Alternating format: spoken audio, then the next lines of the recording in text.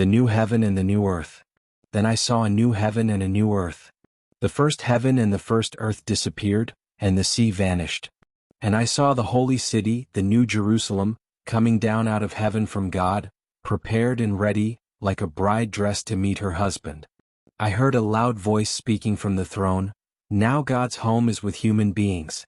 He will live with them and they shall be his people. God himself will be with them and he will be their God. He will wipe away all tears from their eyes. There will be no more death, no more grief or crying or pain. The old things have disappeared." Then the one who sits on the throne said, "And now I make all things new." He also said to me, "Write this because these words are true and can be trusted." And he said, "It is done.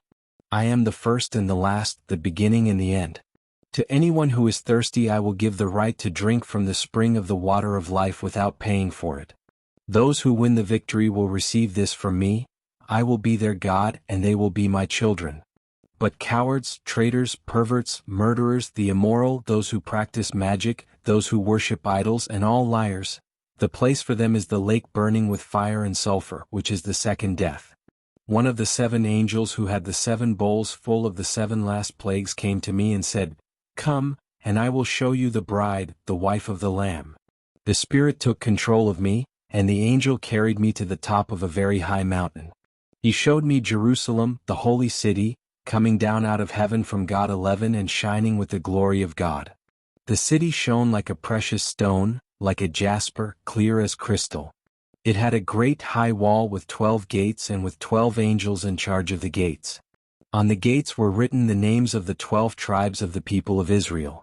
There were 3 gates on each side, 3 on the east, 3 on the south, 3 on the north and 3 on the west. The city's wall was built on 12 foundation stones, on which were written the names of the 12 apostles of the Lamb.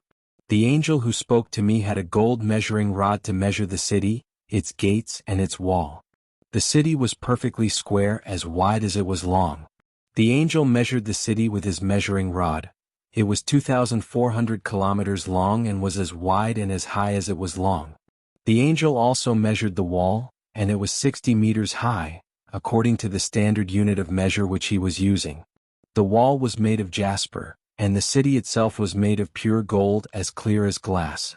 The foundation stones of the city wall were adorned with all kinds of precious stones. The first foundation stone was jasper, the second sapphire, the third agate, the fourth emerald, the fifth onyx, the sixth carnelian, the seventh yellow quartz, the eighth beryl, the ninth topaz, the 10th chalcedony, the 11th turquoise, the 12th amethyst. The 12 gates were 12 pearls. Each gate was made from a single pearl.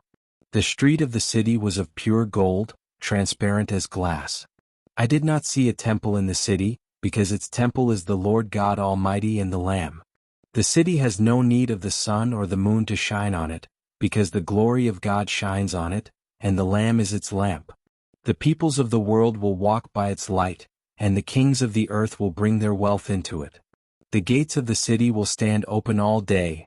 They will never be closed because there will be no night there. The greatness and the wealth of the nations will be brought into the city. But nothing that is impure will enter the city, nor anyone who does shameful things or tells lies.